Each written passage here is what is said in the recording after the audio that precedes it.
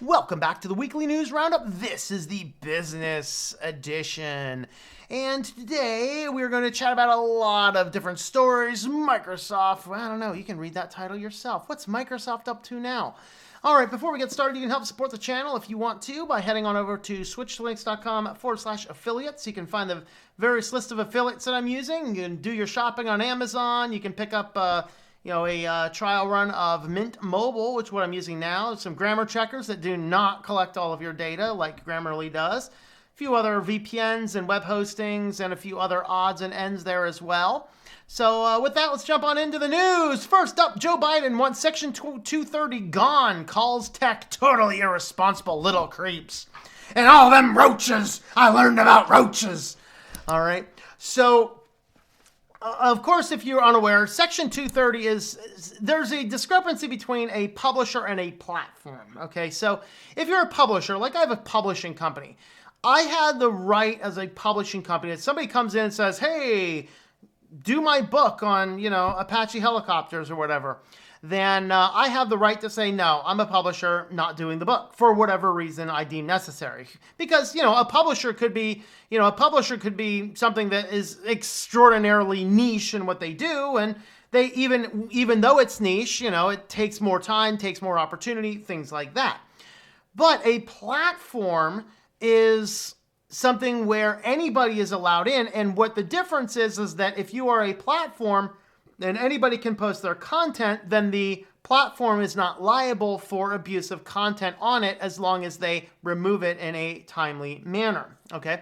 So Biden wants Section 230 gone because, in his opinion, all of these alleged platforms are being effectively biased. The funny thing is, the one he's mostly mad about is Facebook, because Facebook's basically taking these weird lines on ads. In fact, they think all the tech companies are one way or another on weird lines against ads. And what's hilarious is Facebook is on one hand by one party being accused of being extremely favored towards the opposite party, but according to the opposite party, they're extremely biased towards the other party. No, they're just incompetent. They're just data-hungry fools slurping up all the data they can with no consequence of anything or everything. So what? That's what it is. That's why I just don't use them. Okay. But basically he wants to get rid of Section 230. In other words, saying that platforms can now be held liable for potentially abusive content on their sites. So I don't know. I'm not going to get into any more than that because I don't really want to get into politics over here. But anyway, all I have to say is I learned about roaches. Anyway, U.S. will look at a sudden acceleration complaints involving 500,000 Tesla vehicles. So we love picking on Tesla here. And in fact, I got to say, a Tesla almost ran me over the other day. It's backing out. Don't you hear it? It's like, see something moving out of the corner of my eye. What is it? It's a Tesla backing up. It's like, dude, I'm walking here. Glad the thing wasn't going forwards and would have just... You'd be reading about Switch to Linux on the front page of the news. It's all a conspiracy. I know it. But anyway, so the allegement is that Teslas are automatically accelerating. And of course, we know that they do love to accelerate into three areas. Fire engines that are parked on the side of the road, they love accelerating into those. They love accelerating into the divider mediums. I think it's probably the black and yellow check marks is what it likes. And it loves accelerating off of on-ramps. I mean, go figure out.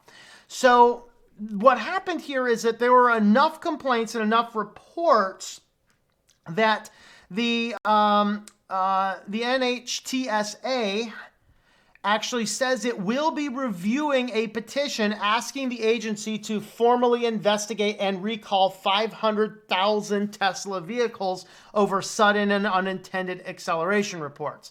I mean, remember, guys, I think it was Honda had one of these issues, and yes, they had to recall the cars.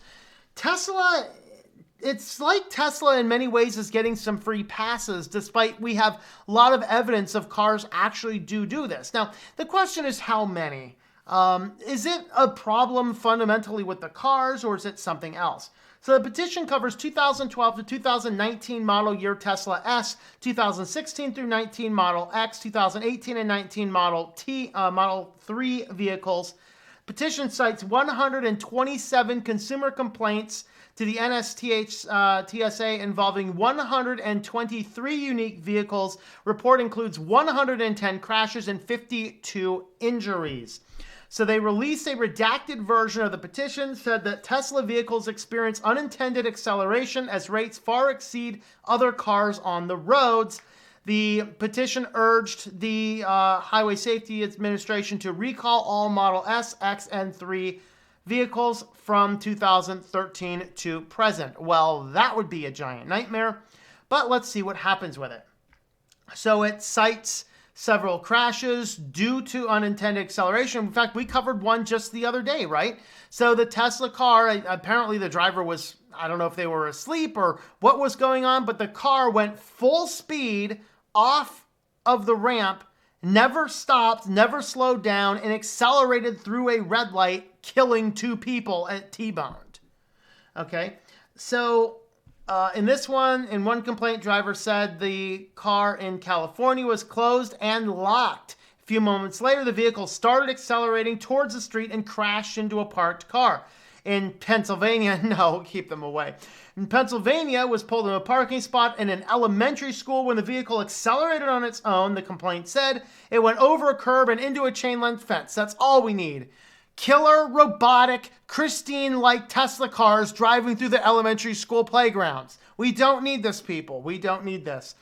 Another complaint said the Tesla driver in Andover, Massachusetts was approaching her garage door when the car suddenly lurched forward and went through the garage door, destroying 2 garage doors, and then it hit when it stopped when it hit the garage's concrete wall. Wowzers. The agency said it's reviewing whether Tesla should have recalled 2,000 of its cars in May instead of issuing software upgrades to fix potential defects that could have resulted in battery fires. Yeah, and that's, a software upgrade on a explosive battery. I don't know. Well, we'll see. But anyway, I'll keep an eye out for this report. Hopefully I hear something about that when it comes on down the road. All right, who likes the Opera web browser? Well, Opera web browser is reportedly behind predatory loan applications as its browser struggles against Chrome. So this deals with the Opera company that has the Opera browser also has several apps, and the apps were banned from, in fact, I think the whole company was banned, including the browser, from the Google Play Store, at least temporarily. At least some of the apps were. I'm not sure about the browser. I thought I read that somewhere, but I'm not sure exactly.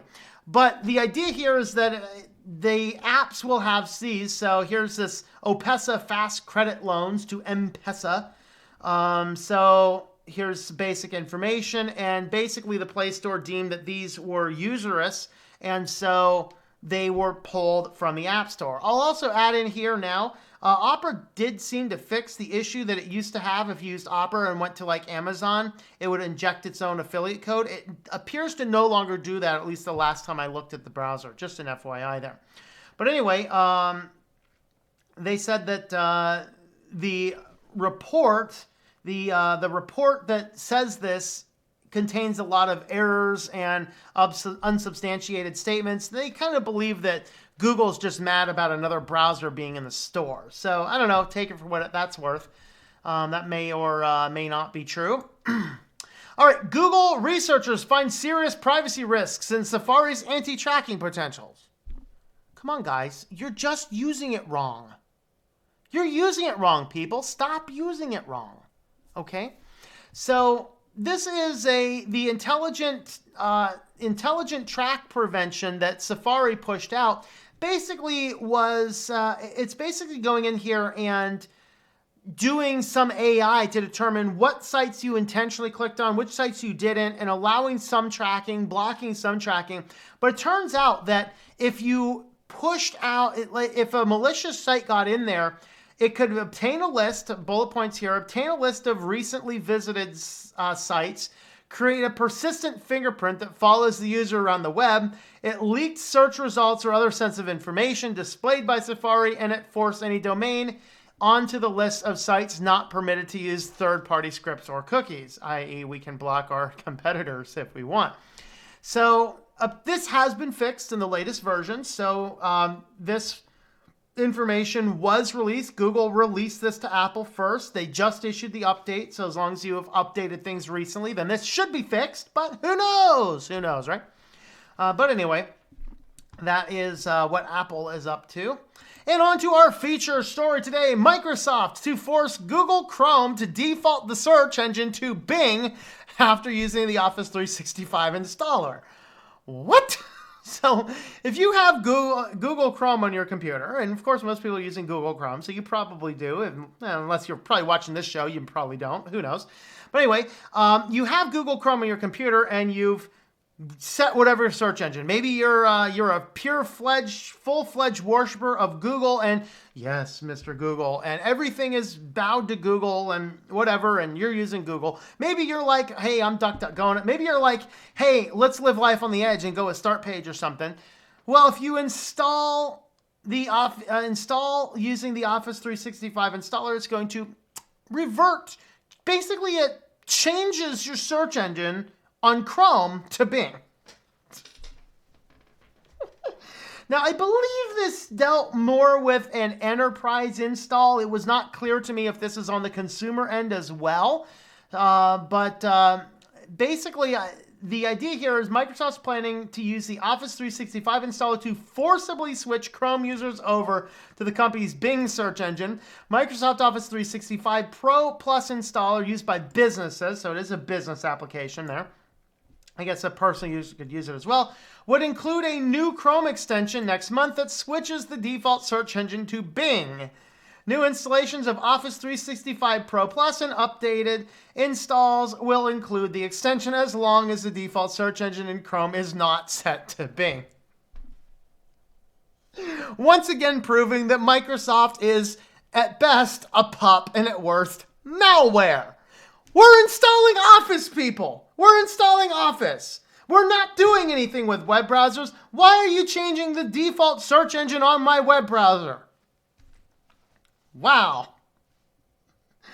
IT admins aren't very happy with the move, of course. Popular thread on Reddit has surfaced, and most admins want this to be optional. Thankfully, admins will be able to block the Chrome extension through group policy, but if you're in IT and you're responsible for this kind of stuff, make sure you set that group policy before installing this nonsense. Otherwise, everyone's going to be on Bing. It's going to be exciting. So let me know your thoughts on that and our other articles in the comments down below.